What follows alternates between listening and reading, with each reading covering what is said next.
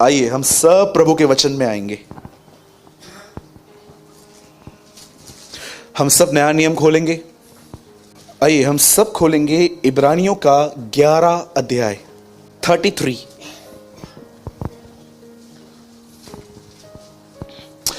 उन्होंने विश्वास ही के द्वारा राज्य जीते, धर्म के काम किए, प्रतिज्ञा की हुई वस्तुएं प्राप्त की, सिंहों के मुंह बंद किए।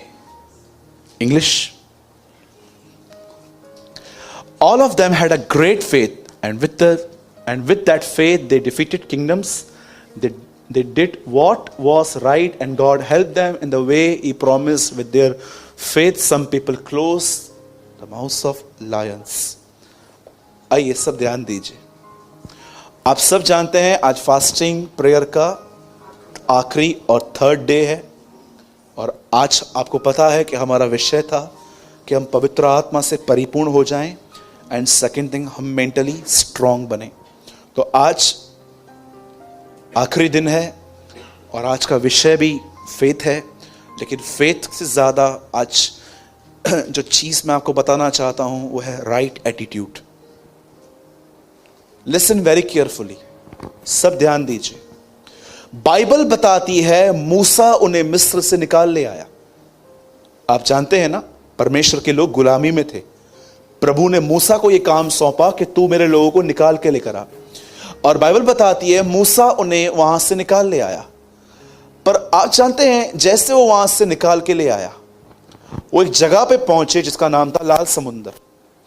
अच्छा मुझे बताइए, अभी जिन्होंने भी ये पढ़ा है निर्गमन में, ये लाल समुंदर में उन लोगों ने क्या बोलना स्टार्ट किया? उन्होंने मूसा को पकड़ा और कहा, क्या मिस्र में कब्रें नहीं थी जो तू हमें यहां मरने के लिए ले आया? अगर हम वहीं पर मर जाते तो बहुत अच्छा था। ब्रदर अच्छा था ना, क्यों प्रभु में लेकर आए? मस्त पिक्चर देख के खुश थे। नई पिक्चर लगी है शायद कपूर की, जाने दो ना ब्रदर, इतना खुश थे वहां पर। क्या है यहां पर? दीन बनो, नम्र बनो, शुद्ध बनो, पवित्र बनो। इतना मस्त खुश थे, चीटिंग करते थे, इतना कमाते थे। अभी आप बोलते हो झूठ बोल के कमाना नहीं है, सैलरी कम हो गई है, इनकम कम हो गई है, चलते रहते हैं आजकल ख्याल ऐसे। उन लोगों ने क्या कहा आपको पता है? अरे हम लोग ठीक थे ना वहां पर, क्या प्रॉब्लम था? एक ही तो बॉयफ्रेंड था हमारा, दो थोड़ी ना रखे थे। हाँ यू नो, वो लोग यीशु के नाम, वो लोग मूसा को इस तरह बात कर रहे थे कि तू हमें क्यों लेकर आया। अब देखो हुआ क्या, मूसा ने उन्हें एक बात कही, शांत रहो, चुप रहो, आज खुदा तुम्हारे लिए लड़ेगा, तुम आज उसका उद्धार देखोगे, आज तुम उसकी नजात को देखोगे। और बाइबल बताती है मूसा ने प्रभु से प्रार्थना की, और प्रभु ने जानते क्या कहा? बोला तू मुझसे क्यों प्रार्थना कर रहा है? तेरे को अधिकार दिया ना मैंने, लकड़ी ले। और जैसे उसने वो लकड़ी समुंदर में डाली, बाइबल बताती है समुंदर दो भाग हो गया, और इतना ऑसम मिरेकल, इतने समय से पानी था पर जमीन सूखी हुई थी। विश्वास ही से वो भूमि में ऐसे उतरे मानो सूखी भूमि पर उतर रहे थे, और यह मिस्र के लोगों ने जब करना चाहा तो वो डूब मरे। अब मुझे बताइए, प्रॉब्लम आई, सॉल्व हो गई, पर इजरायलियों का एटीट्यूड कैसा था?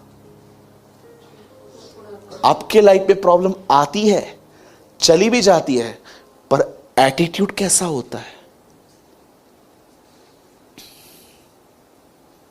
Today I want to talk about a right attitude.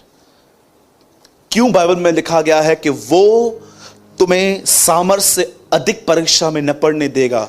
आपको पता है परमेश्वर आपको प्रॉब्लम में करेज क्यों देता है? ताकि आप प्रॉब्लम में राइट एटीट्यूड रखो। कितने सारे लोग हैं प्रॉब्लम से निकल के आते हैं इतना कुड़कुड़ा के, इतना परेशान होके, और मैं सच कहता हूं कुछ तो ऐसे भी होते हैं अपने साथ 10 को और परेशान करते, खुद भी डिस्टर्ब होंगे, और फिर नेगेटिव बोलना स्टार्ट करेंगे घर पे। देखते हैं ना, पास्टर को कॉल करो, उनको भी प्रार्थना करने को बोलो, हम भी करते हैं, अगर नहीं हुआ तो क्या होगा, एडमिशन नहीं हुई बच्चे की तो मेरे बच्चे का पूरा साल ऐसा चला जाएगा।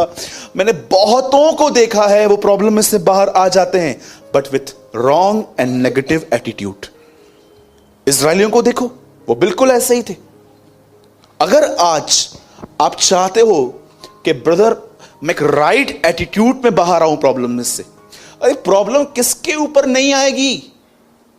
हर एक के ऊपर प्रॉब्लम आती है, हर एक कमजोर है यहां पर। प्रॉब्लम यह है मैं कहीं और हूं, आप कहीं और हैं। हर एक के पास प्रॉब्लम आती है, हर एक के ऊपर तकलीफ आती है। आपको पता है यीशु का आखिरी संदेश क्या था? उसके बाद वो अगले दिन क्रूस पे चढ़ा था। लास्ट संदेश, संसार में तुम्हें कलेश होंगे।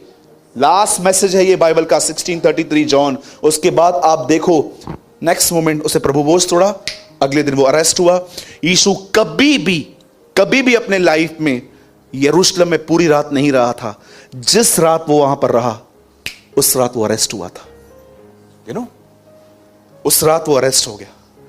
वो कभी नहीं रहा था यरूशलेम में पूरी रात। आप पूरी बाइबल पढ़ लो आराम से। क्या था उसका एटीट्यूड?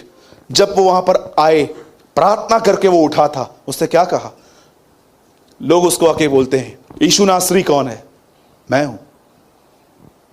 वो बिलीव ही नहीं कर रहे थे ये वही है। दूसरी बार यीशु नासरी क्या है? मैं हूं, तुम्हें बोल चुका हूं, इन्हें जाने दो। क्या करेज है, कितना राइट एटीट्यूड है उसका, सोचो। और वही पतरस का एटीट्यूड देखो। एक था जो मार के जान बचाना चाह रहा था, एक था जो मर के जान बचाना चाहता था। एक प्रभु के महान दास ने कहा था, पतरस मार के जान बचा रहा था, यीशु मर के जान बचा रहा था। मेरे भाइयों और बहनों, अगर आप भी ऐसे हो, आप पैनिक हो जाते हो और आपको लगता है थोड़ी आपकी इनकम लेवल ड्रॉप होती है, थोड़ा आपको प्रॉब्लम होता है, थोड़ा आपका दर्द मेडिसिन के बाद भी नहीं आता, ठीक नहीं होता है, या आप देख रहे हो कंटिन्यू लोगों की नेगेटिव बातें, आप उसमें राइट एटीट्यूड रखो।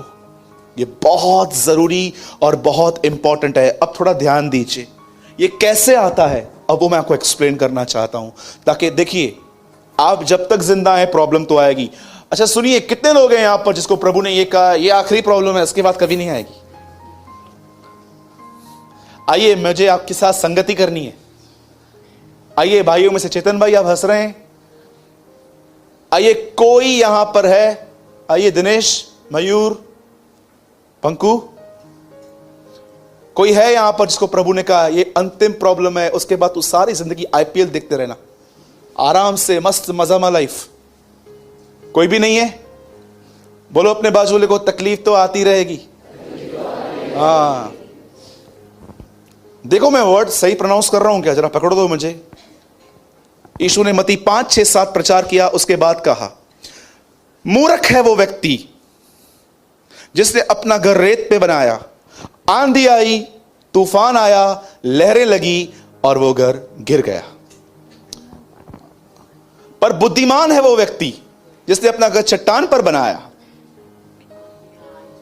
और वो हमेशा भला चंगा रहा। धर्मी पर भी आई है, अधर्मी पर भी आई है। ऐसा नहीं लिखा है जो चट्टान पर था उसके पास नहीं आई, उसके पास भी आई है। लहर नहीं, लहरें लिखी हैं, लहरें। बाढ़ नहीं, बाढ़ें। आंधी नहीं, आंधियां लिखी हैं।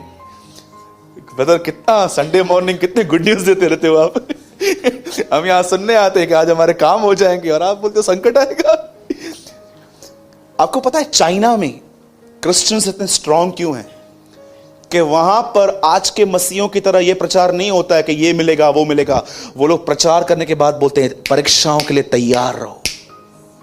इसीलिए वो इतने मजबूत हैं, इतने स्ट्रांग हैं वो लोग। आप सोचो, मैंने आपको सिर्फ बाइबल में से यही सारे वचन निकाल के बताए हैं। पहला वचन, परमेश्वर के राज्य की खोज करो, बाकी की सारी वस्तुएं तुम्हें मिल जाएंगी। सेकंड थिंग, प्रभु मेरा चरवाहा है, मुझे कोई घटी नहीं होगी। वाह, आमेन। थर्ड थिंग, परमेश्वर तुम्हारे सारी कमी घटियों को पूरी करेगा। मुझे जो आपको लेकर आया ना, आप उसको बोल रहे हो थैंक यू।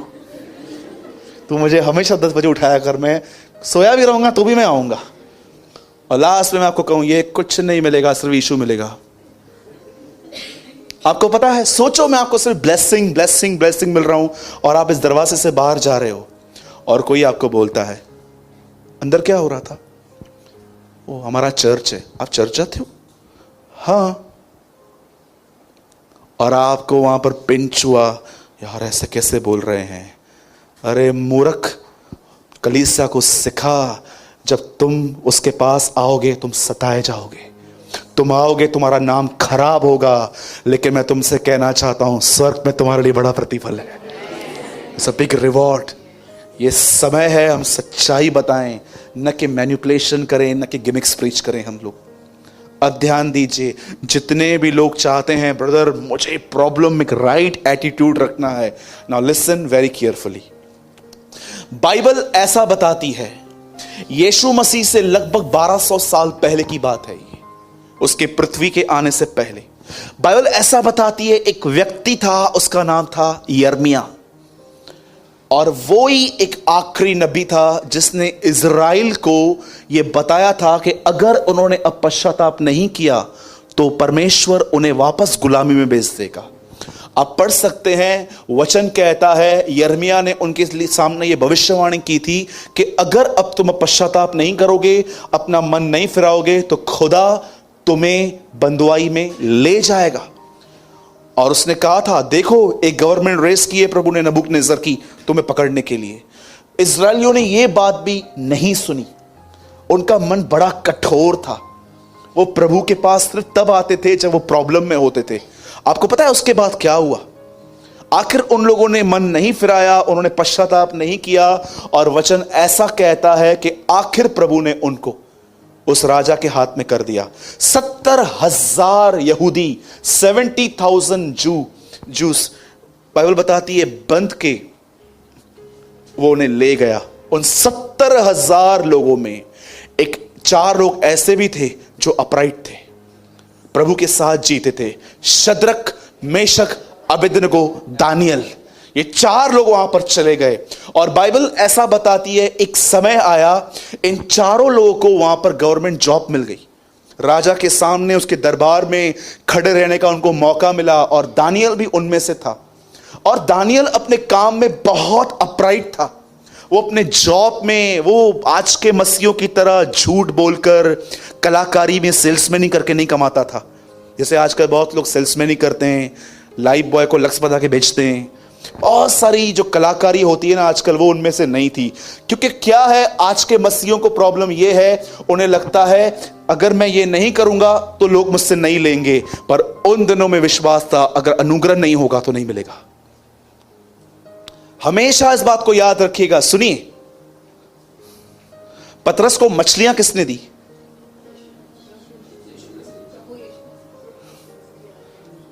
आइए जोर से बोलिए, पतरस को मछलियां किसने दी? और पतरस की मछलियां छुपाई किसने दी? हेलो, यीशु ने। अरे आप सोचो ना, हर बार मछलियां मिलती थी, उसके साथ चले रहो, सारी छुपी हुई चीजें बाहर आएंगी, सब बाहर आएगा, सब आपके पास पहुंचेगा। मैं कभी कभी सोचता हूं, प्रभु यार पतरस की मछलियां छुपाई किसने थी? प्रभु ने कहा मैंने छुपाई थी। क्यों प्रभु? मैं चाहता था अब वो मेहनत से नहीं, मेरे हाथों से ले। परमेश्वर चाहता है कि हम अपनी मेहनत से ज्यादा उसके अनुग्रह पर निर्भर रहें। मैं यीशु के नाम से कहता हूं मेरे भाइयों, आप में से जितने भी लोग जॉब करते हैं, बिजनेस करते हैं, मैं यीशु मसीह के नाम से कहता हूं, आप प्रभु को बोलिए, प्रभु 6 घंटे काम करता हूं, 1,000 रुपये कमाता हूं, 3 घंटे का काम दे, 1,000 कमा लूं, जो 3 घंटे बच गए वो तेरे, वो दे देगा। लेकिन वो 3 घंटे जो बचेंगे वो उसके होंगे। कई लोग बोलते हैं, प्रभु 3 घंटा घर पे बैठा हूं ना, एक काम करता हूं, ऑनलाइन बिजनेस स्टार्ट करता हूं, भी बाइबल नहीं पढ़ूंगा प्रभु। फिर वापस बेईमान स्वभाव बाहर आता है। एक समय था, मैंने प्रभु से ऐसा कहा था, प्रभु मैं 12 घंटे काम करता हूं, 500 रुपये कमाता हूं, मेरे को 6 घंटा दे, 6 घंटा मुझे फ्री दे, मैं तेरे दूंगा। और आप बिलीव करो, मुझे मिल गया। पर मैं भी बेईमान निकला 100%। इसमें क्या है अपनी गलतियों का प्रचार करने में? मेरी आज की गलतियां कल हमारा प्रचार है, बाइबल बताती है। बिल्कुल मैं अपनी गलती आपको बताता हूं। मैं बेईमान निकला। मैं वो 6 घंटे मस्त सोता था। मुझे सोना इतना पसंद था उन दिनों में, मुझे टाइम मिलता था मैं सो जाता था, जितना टाइम मिलता था सो जाता था। ट्रेन में सो जाना, इधर सो जाना। और कुछ लोग तो इतना सोते हैं लगता है उनका जन्म ही सोने के लिए हुआ है। इतना सोएंगे, 4 लोग आके बोलेंगे उठ उठ, मेरा पी उठाए उसे, वो मानस उठाए, वैसे पहले मम्मी आएगी, फिर पापा आएगा, लास्ट में सब थक जाएंगे और बोलेंगे प्रार्थना कर। क्योंकि आपको पता है विश्वासी सबसे अंत में प्रार्थना करते हैं, पहले सारे एफर्ट्स लगा देते हैं अपने। मैंने बहुतों को देखा है, पहले शिकायत करेंगे, फिर कुड़कुड़ाएंगे, फिर लास्ट में अपने दोस्त को कॉल करके बताएंगे मैं बड़े परेशान हूं, और लास्ट में वो कहेंगे अब हमें प्रार्थना कर लेनी चाहिए। Very good, what a great attitude you have. सोचो, जो काम अंत में करना था, जो काम पहले करना था, आप उसे अंत में करते हो। पतरस की मछलियां किसने छुपाई थी? यीशु ने। क्यों? ताकि पतरस उसके पास आए। मेरे भाइयों, दानियल अपने काम में विश्वास योग्य था, वो निपुण था, और उसके इस फेथफुलनेस की वजह से लोग उससे जलते थे। बोलो बाजू वाले को, लोग तो जलेंगे। हाँ बोलो बाजू वाले को, बोलो, देखो कोई सोया तो नहीं है, बोलो लोग तो जलेंगे। हाँ, आपको पता है कौन से लोग जलते हैं? यीशु ने कहा 3 जमीनें थी, एक में मार के गिर गए, दूसरा पथरीली भूमि पर, तीसरा झाड़ियों में। पतरस ने पूछा प्रभु ये पथरीली भूमि वाले क्या है? बोलता है जड़ न मिलने पर जब सूरज की रोशनी आई तो वे जल गए। पता है कौन जलते हैं? जिन्होंने खुदा के कलाम में जड़ नहीं पकड़ी है। जलते रहो। लिसन, बाइबल ऐसा बताती है कि वह अपने काम में क्या था? विश्वास योग्य था, और इससे लोग उसे जलते थे। मैं उसकी पहले लाइफ के लिए बताऊंगा और उसके बाद मैं आपको आगे पढ़ूंगा। लिसन, एक 17 साल का लड़का बेबीलोन पहुंचा दिया गया। उसे काम मिला ना, उससे शादी की अपने लाइफ में, ना कभी उसने कुछ किया। वो सिर्फ अपने काम में था, और वो अपने काम में विश्वास योग्य था। मेरे भाइयों, मैं आपसे एक सवाल पूछना चाहता हूं। सिस्टर्स के पास भी आऊंगा, पहले आपसे पूछता हूं, क्या आप इस बात को जानते हो परमेश्वर जेंट्स में सबसे बेस्ट क्वालिटी क्या देखना चाहता है? आप सब भाइयों में। चलिए बहनों को भी ले लेते हैं, आप भी। आप जानते हो परमेश्वर आप में एक चीज हमेशा देखने की कोशिश करता है, और वो ये है कि आप एक हार्ड वर्कर होने चाहिए। आई वॉज अमेज्ड, एलियाजर जब अपने स्वामी के बेटे के लिए जब दुल्हन देखने गया, तो जानते हो क्या बोलता है? प्रभु मुझे एक ऐसी लड़की देना जो मेरे ऊंटों को पानी पिलाए। वो ये नहीं कहता है देखने में खूबसूरत हो, इंटेलिजेंट हो, बुद्धि हो उसको, वो कहता है नहीं, वो पानी पिलाए। क्यों? पानी क्यों पिलाए? अरे ऊंटों को पानी पिलाना बहुत कठिन होता है। वो कहता है हार्ड वर्कर हो। हे मूसा, हां क्या आज्ञा? ये शब्द मूसा के पास तब नहीं आया जब वो घर में बैठा था, वो अपनी बकरियों को चरा रहा था। परमेश्वर एलिया को कहता है एलीशा के पास जा। वो बोलता है कहां जाऊं? वो देख, वो 12 जोड़ी बैल चला रहा है। आमोस एक चरवाहा था, यहोवा ने मुझे झुंड से निकालकर उसकी प्रजा की रखवाली करने के लिए चुना, वो कहता है। उसके बाद देखो यीशु पतरस से तब मिला जब वो काम कर रहा था, लेवी से तब मिला जब वो काम कर रहा था। आज के मसीह इतने सुस्त हैं, टीवी देखते समय नींद नहीं आती है, बाइबल पढ़ते समय नींद आती है उनको। याद रखो तीमुथियुस में लिखा गया है जो ग्रस्त परिश्रम करते हैं फल का पहला अंश उन्हें मिलता है। आज अपने आप से पूछो, प्रभु ने कहा था मैं तुम्हें दूध और मधु की धाराओं वाले देश में लेके चल रहा हूं। मुझे एक बात बताइए, थोड़ा कॉमन सेंस यूज कीजिए यहां पर, आत्मिकता नहीं। कई बार हम इतने आत्मिक हो जाते हैं कि अपना कॉमन सेंस भी छोड़ देते हैं। मुझे बताइए, दूध की नदी होती है? हनी की नदी होती है? मैं जब से पैदा हुआ मैंने आज तक नहीं देखी है, डिस्कवरी कभी नहीं देखी है मैंने कभी आज तक। वो होती है? तो प्रभु क्या कहना चाह रहा था कि मैं तुम्हें ऐसे देश में ले जा रहा हूं जहां दूध और मधु की धाराएं बहती हैं। दूध निकालने के लिए कितनी मेहनत होती है, सुबह उठना पड़ता है, उससे पानी मिक्स करना पड़ता है, सोचो उसमें कितनी मेहनत करनी पड़ती है। हनी कहां मिलती है? अरे परमेश्वर उन्हें कहता है मैं तुम्हें ऐसे देश में लेके जा रहा हूं जहां पर तुम्हें मेहनत करनी है। क्या दूध बहता है ऐसा ही? और वो ऐसे खड़े थे, हाँ वहां पर नदी बहेगी, नदी तो इधर है नहीं, कहां पर? निकालो दूध, निकालो, ऊपर चढ़ जाओ, ऊपर वहां से निकालो शहद पूरी। परमेश्वर उन्हें कह रहा था बहुत तुमने ऊपर से खा लिया।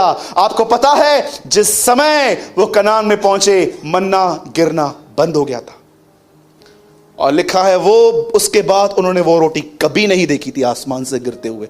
अब परमेश्वर ने कहा अब खुद कमाओ और खाओ। आज बहुत सारे लोग जो है ना अपने काम में, बहुत सारी बहनें जब किचन में काम करती हैं बहुत कुड़कुड़ाती हैं, बकबक चालू रहती है उनकी। उनको पता है कोई सुन रहा है, चालू रहेगा। बहुत सारी बहनें किचन में फेथफुल नहीं है, और आपको पता है बहुत सारे भाई काम में फेथफुल नहीं है। इतना झूठ बोलते हैं बिजनेस में। सीखो दानियल से, वह अपने काम में विश्वास योग्य था। मेरे भाइयों याद रखना, परमेश्वर कभी भी आपको बहुत कम सैलरी से भले स्टार्ट करे, पर याद रखना आपकी फेथफुलनेस को देखकर वो आपके लोगों में आपके लिए थॉट्स डाल सकता है और वो आप पे दया करेंगे। इस बात को याद रखिए। कोई है गवाह इस बात का कि हाँ मेरे साथ ऐसा हुआ है? 1 2 3 4 कि आपने कुछ भी नहीं किया था, बस आप अपना काम करते रहे और खुदा ने लोगों के अंदर आपके लिए दया डाल दी और उन्होंने आपको प्रमोट करना स्टार्ट किया। Believe in the grace of God. वह परमेश्वर और मनुष्य के अनुग्रह में बढ़ता गया। बाइबल बताती है परमेश्वर ने उसे ऐसे लोग दिए थे जो उसको अनुग्रह देते थे। अनुग्रह इंसानों के थ्रू भी आता है। आप जानते हो क्या हुआ? एक दिन बाइबल बताती है एक लड़का वहां पर पहुंचा, वो अपने काम में विश्वास योग्य था और लोग वहां पर जलते थे उसे देखकर। हम 15 साल में यहां पर बैठे हुए हैं, कुछ नहीं कर पाए। ये लड़का 3-4 साल से आया हुआ है, इसको इतना प्रमोशन मिल रहा है। आखिर उन लोगों ने हटाने का उसको सोच ही लिया। और आप जानते हो उन्होंने क्या देखा? उन्होंने सारी बातें देख ली, पर उन्होंने एक बात ऐसी देखी जिसको देखकर वो ये जान गए बस यही एक रास्ता है इसे हटाने का। वो देखते थे, वो घुटनों पे आके एक ही बात कहता था, इब्राहिम, इसहाक और याकूब के परमेश्वर, हे मेरे बाप दादाओं के परमेश्वर, हम तो यहां पर आ गए हैं, पर हमारा ये विश्वास है, हमारी ये उम्मीद है कि एक दिन तू हमें वापस घर ले जाएगा, तू हमें वापस यरूशलेम लेके चलेगा। आपको पता है 70 साल तक 3 बार उसने एक ही प्रार्थना की है। घर पे जाके मल्टीप्लाई करके देख लेना। 70 साल 3 प्रार्थनाएं, और एवरी डे वो एक ही प्रेयर करता था कि हम जानते हैं एक दिन तू हमें वापस महिमा में ले जाएगा, तू वापस हमें यरूशलेम में ले जाएगा। वो दुआ करता था। आप में से कितने लोग हैं यहां पर जो ये प्रार्थना करते हैं, खुदा मैं जानता हूं मेरे अंदर अच्छा स्वभाव नहीं है, लेकिन मैं ये विश्वास करता हूं एक दिन आप मुझे यीशु के स्वभाव में ले जाओगे। मैं विश्वास करता हूं कि एक दिन आप मुझे वहां ले जाओगे जहां पर मैं दीन, नम्र, शुद्ध आपकी तरह बात करने वाला बनूंगा। आप जानते हो जब उसने प्रार्थना करना स्टार्ट किया, उन लोगों ने सोच लिया कि बस यही एक पॉइंट है, बाकी किसी में भी नहीं है। और वो राजा के पास जाते हैं, राजा को कहते हैं, राजा सुन, आज से हमने डिसाइड किया है 30 डेज तक हम एवरीडे काम पे जाने से पहले आपके सामने आएंगे, आपके सामने झुकेंगे, आपकी आराधना करेंगे और आपको अपनी विनती सुनाएंगे, और उसके बाद ही हम काम पे जाएंगे। और वो अच्छे से जानते थे दानियल ये नहीं करेगा, क्योंकि दानियल सिर्फ अपने प्रभु के सामने झुकता था। आप जानते हैं राजा ने उस पेपर पर मोहर लगा दी, बोला ठीक है जाओ। अब जब दानियल को पता चला कि उस पत्र पर हस्ताक्षर हुए हैं कि अब मैं 30 दिन मुझे राजा के सामने जाना पड़ेगा, आप सोचो क्या व्यवस्था में कोई ऐसी आज्ञा थी? 10 आज्ञाओं में, हां, कि कुछ भी खाने से पहले उसको जांचो। कोई कमांडमेंट नहीं है 10 में, आगे है। आप सोचो जो आदमी खाने पीने पे कॉम्प्रोमाइज नहीं कर रहा था, वो इतनी बड़ी बात पे कॉम्प्रोमाइज कैसे करेगा? आपको पता है, अगर आप आज प्रभु से दूर हो, आपको ऐसा लगता है कि ब्रदर वो जीवन के जल की नदियां, वो विश्वास जो परखा हुआ होता है, वो मांस का दिल, वो अभिषेक जिसकी प्रतिज्ञाएं बाइबल में की गई हैं, वो मेरे अंदर नहीं है। तो जानते हो रीजन क्या है? क्योंकि आपने छोटे छोटे कॉम्प्रोमाइज कर करके अपनी लाइफ खराब की है। छोटी छोटी लोमड़ियां दाग की बारी को नाश कर देती हैं। ये लोमड़ियां कुछ और नहीं, ये लिटिल लिटिल कॉम्प्रोमाइज है।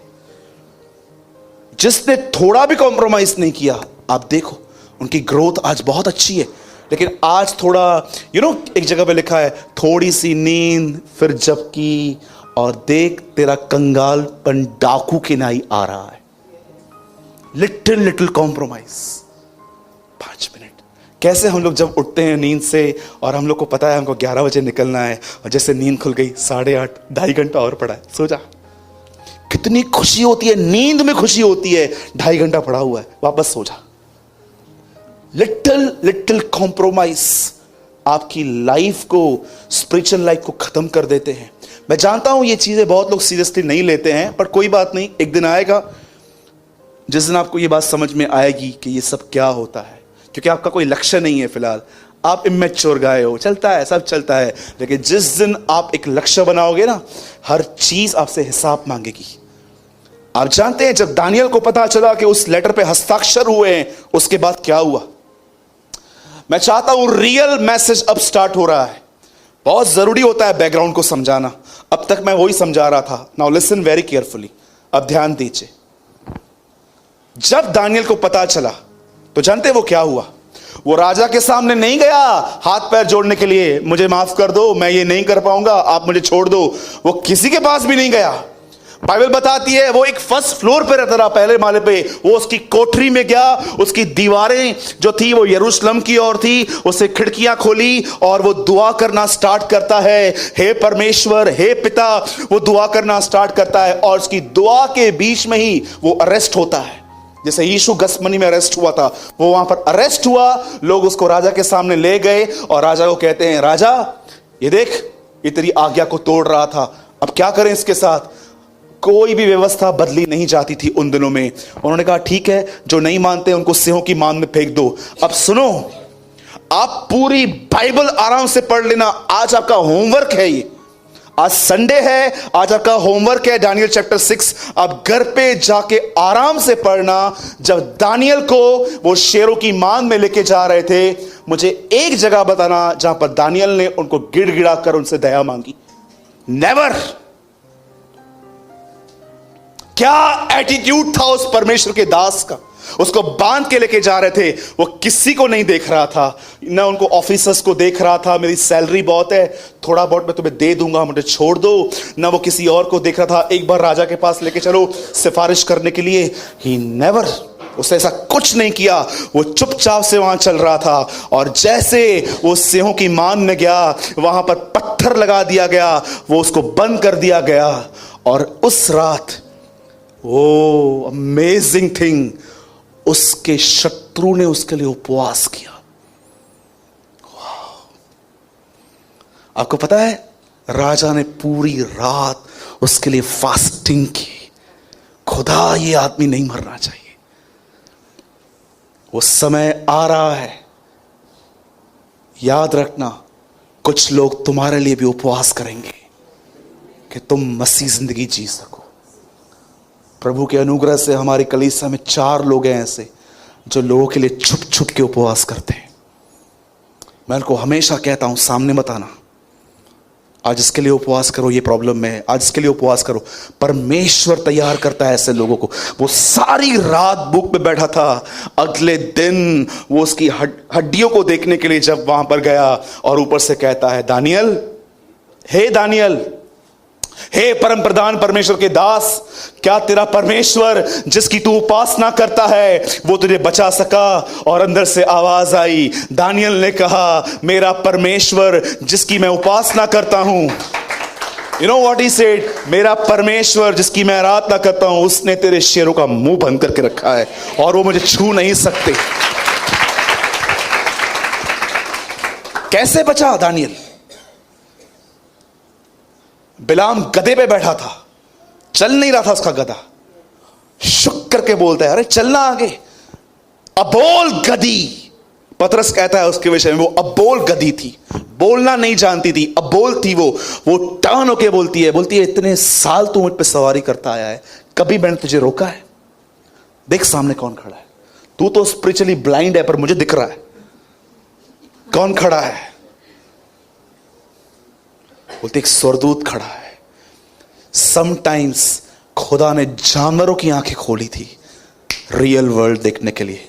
मैं ये बिलीव करता हूं उस रात जब दानियल सिंहों की मान में फेंका गया, उन शेरों ने दानियल के अंदर यहोवा को देखा था।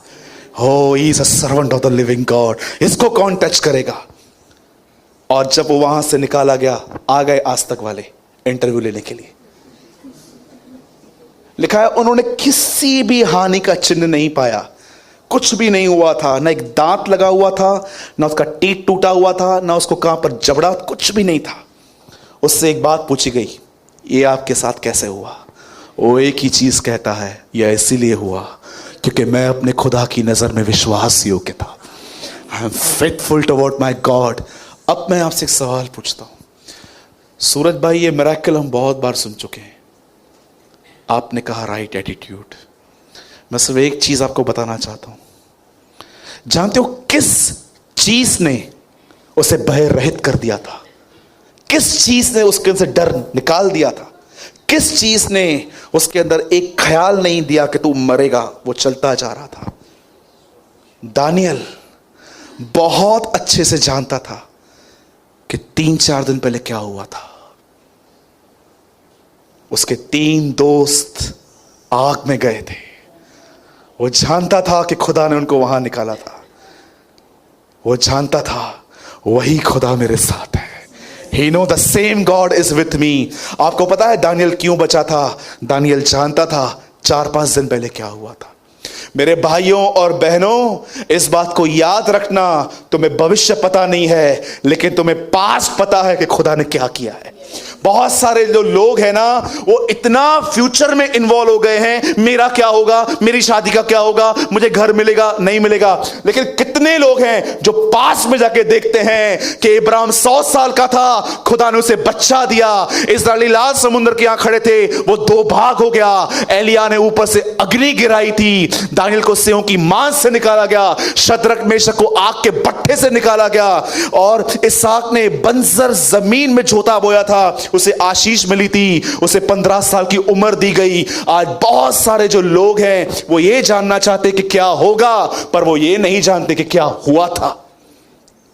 दानियल जानता था कि 5-6 दिन पहले क्या हुआ था। उसके 3 दोस्तों को आग में डाल दिया गया था, पर वो ऐसे निकले थे क्योंकि उस आग में वो भस्म करने वाली आग भी वहीं पर था, और वो उनको निकाल के लेकर आया। और दानियल जानता था आज मेरे साथ भी वही होगा।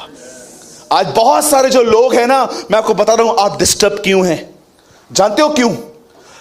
द प्रॉब्लम इज, तुम्हारा सबसे बड़ा प्रॉब्लम यह है, तुम आज में नहीं, तुम कल में जीते हो।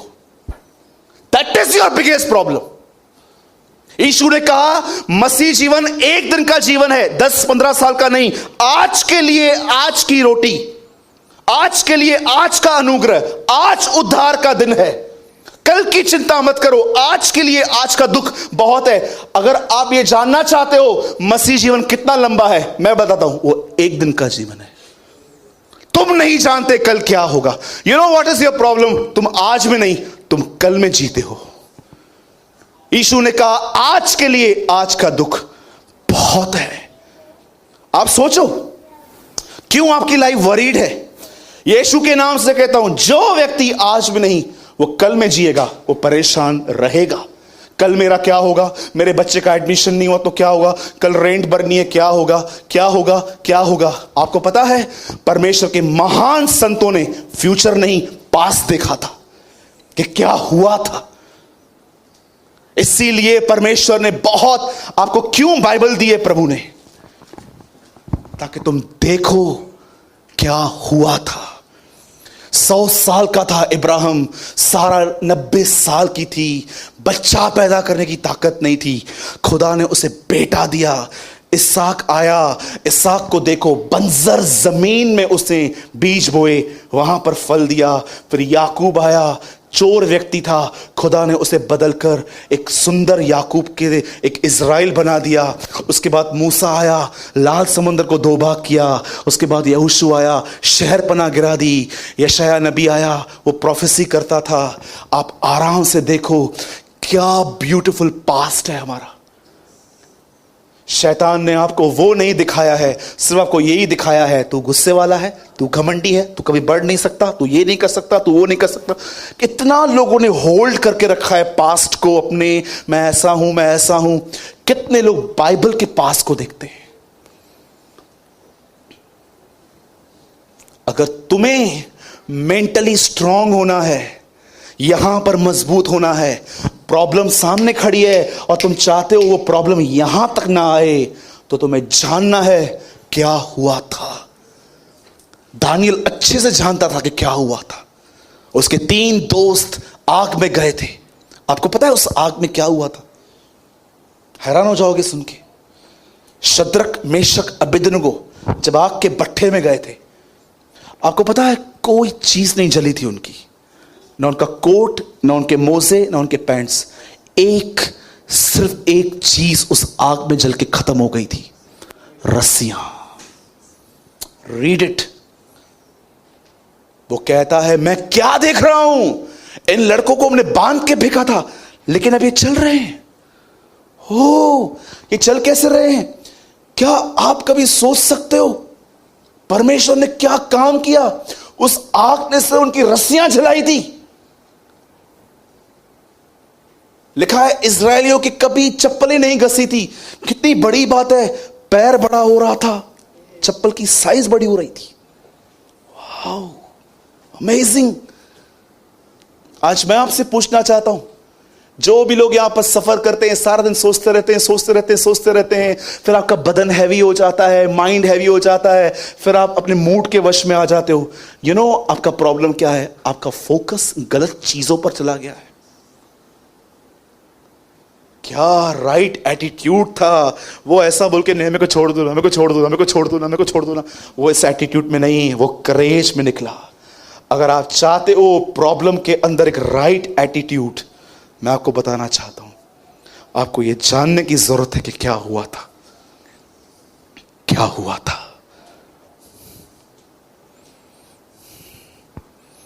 आज मैं आपसे पूछना चाहता हूं, भविष्य तो बहुत सोच लेते हो आप लोग, मैं ये करूंगा अपने बच्चों के लिए, मैं ये करूंगा, मैं ये करूंगा, मैं ये करूंगा, ये मैं करूंगा। कितने लोग हैं जो उस व्यवस्था की किताब को लेते हैं जानने के लिए कि क्या हुआ था। मैं आपको सच कहता हूं, मैं परमेश्वर से यह भी कह सकता हूं, प्रभु आपको जो चाहिए आप मुझसे ले लो, पर मैं इस चीज को कभी आपको नहीं दे सकता, ये मेरी मीरास है। पतरस कहता है उस प्रतिज्ञा में जो जीवन तुम्हारे लिए वहां रखा गया है, अजर मीरास कहता है वो कहता है उसकी रक्षा तुम्हारे विश्वास के द्वारा परमेश्वर की सामर्थ से होती है। क्या बड़ी बड़ी प्रतिज्ञाएं मिली है हमें, और विश्वासी आज सिर्फ और सिर्फ अपने ऊपर फोकस लगा के परेशान है। मैं सच्ची बोलता हूं, मेरा मन कर रहा है मैं माइक साइड में रखूं और मैं एक एक को शोल्डर से पकड़ के हिला हिला कर कहूं, जाओ पीछे और देखो क्या हुआ था। जानते हो आज हम 2 मिनट में मीटिंग पूरी करेंगे। जानते हो आज लोगों को क्या चाहिए? You know what people want today. आप में से कितने लोग की बात जानते हैं आज एक्चुअली इंसान को चाहिए क्या?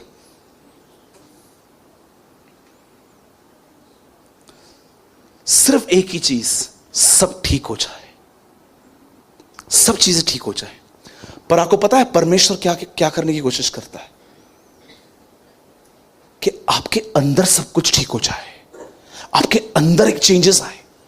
इसलिए परमेश्वर बहुत सारी बाहरी चीजों को चेंज नहीं करता ताकि तुम्हारे अंदर चेंजेस आए। कई लोग नहीं जानते ये बात, मैं आपको बताना चाहता हूं। लिसन, आप जानते हैं मसीह जिंदगी कितनी बड़ी है? वो एक दिन की जिंदगी है। कल में जियोगे, कल क्या करूं, कल क्या करूं। एक गार्डन में एक आंटी अपनी बच्ची के साथ थी, बच्ची को ऐसे देख रही थी। एक अंकल आए, सिस्टर क्या हुआ, आप डिस्टर्ब हो। मैं बड़ी परेशान हूं। क्यों, हुआ क्या इसको, ये बीमार है क्या। नहीं बीमार नहीं है। तो क्या एडमिशन नहीं हुआ है। नहीं एडमिशन भी हो गया है। तो आप परेशान क्यों हो। मेरे को बड़ी चिंता है इसकी। अरे किस बात की चिंता है। मुझे बड़ी चिंता है इस बात की कि जब इसकी शादी होगी तो उसको सांस कैसे मिलेगी।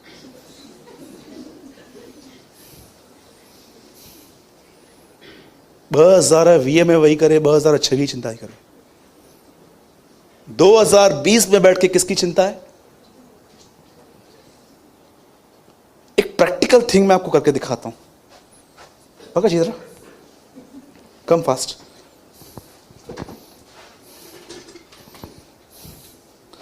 सी, ये चेयर निकाल बेटा। एक प्रैक्टिकल चीज मैं आपको करके दिखाता हूं। देखो आप कैसे वीक पढ़ते हो, वीक पढ़ते हो। वो वाला निकाल, जाओ बैठ जाओ। सी, आप सुबह उठे, काम पे गए या घर पे काम किया। काम में तो चलता रहता है, प्रभु के सॉन्ग्स चलते रहते हैं, कुछ ना कुछ चलता रहता है।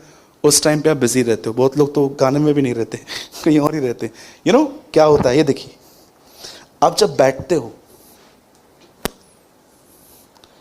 शैतान इतना सयाना है, वो आपको पहले प्रॉब्लम नहीं बताएगा कि तेरे लाइफ में ये प्रॉब्लम है, तेरे लाइफ में ये है।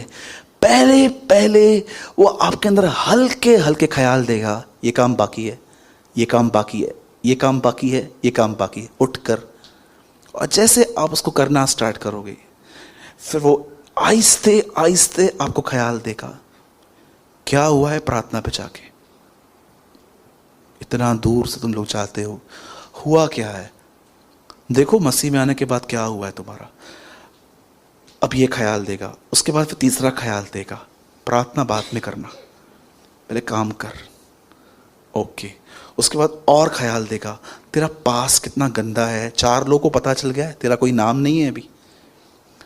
स्लोली स्लोली वो आपके अंदर बीज। मैंने इतने सारे लोगों को देखा है, उनको पता तक नहीं चलता कि वो किसी और की सहभागिता में आ चुके हैं।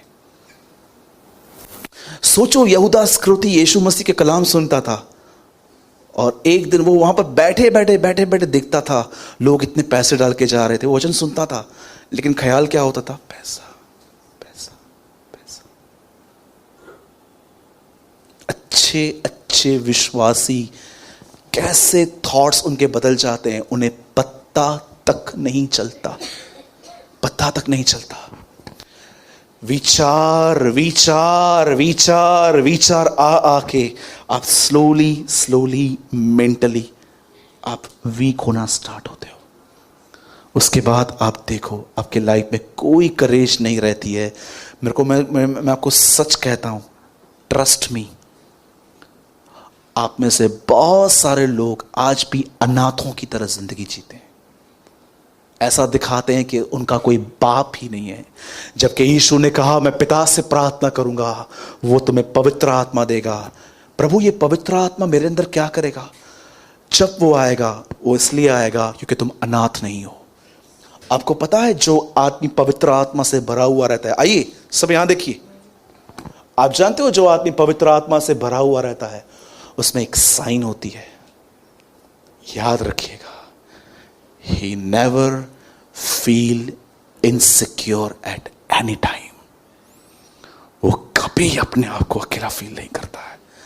वो जानता है मेरा एक बाप है, वो जानता है मेरा एक बाप है जो पूर्ण बुद्धिमान, सर्वशक्तिमान और प्रेम से भरा हुआ है, और वो उस पर निर्भर रहता है। चिंता सिर्फ और सिर्फ तब होती है जब आप परमेश्वर पर निर्भर होना बंद करके स्वयं पर निर्भर होना चालू कर देते हो। आप वहां से, मैं आपको सच कहता हूं, शायद आप में से कोई कहे नहीं नहीं नहीं नहीं, नहीं मैं तो आत्मिक हूं। मैं आपको सच कहता हूं, यहां पर जितने भी लोग बैठे हैं, बहुत सारे लोग मैं आपको सच कहता हूं, आपके सामने खूबसूरत जिंदगी पड़ी हुई है, पर आपको क्यों नहीं दिखाई देती है? क्योंकि आपका ये पैक हो चुका है। आइए एक सवाल पूछ के हम मीटिंग पूरी करते हैं। बंद कर दो, बाइबल बंद कीजिए सब।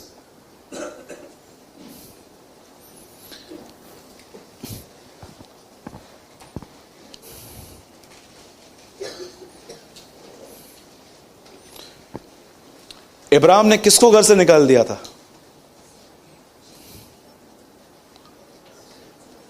हाजिरा को। हाजिरा के हाथ में कौन था?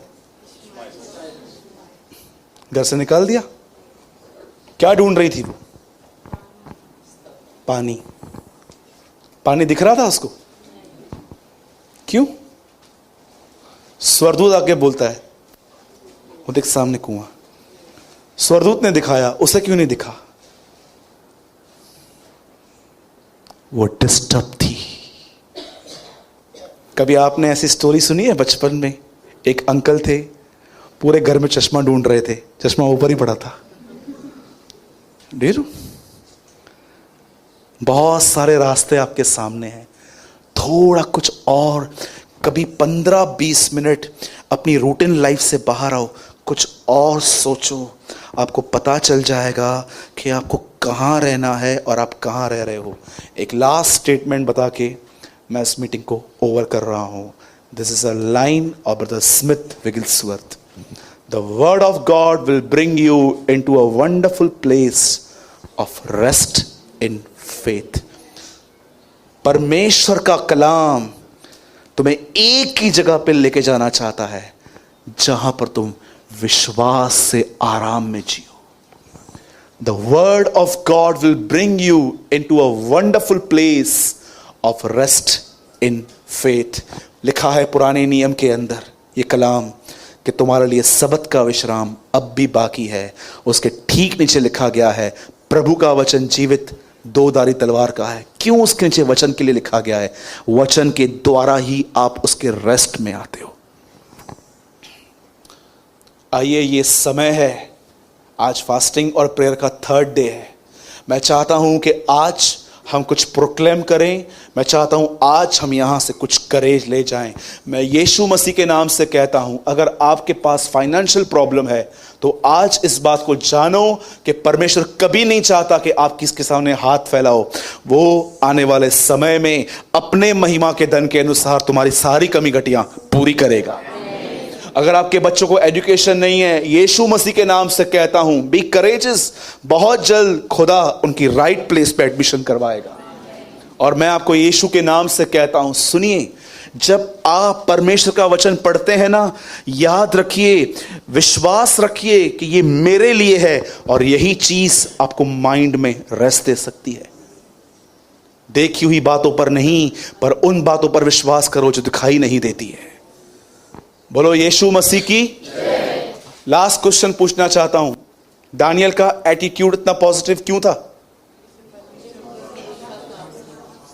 आइए, वो जानता था क्या हुआ है। बोलो यीशु मसीह की। जिस परमेश्वर ने अपनी आत्मा के द्वारा अपने पुत्र को मुर्दों में से जिलाया, द बाइबल सेज, वो तुम्हें भी उसमें भागी जान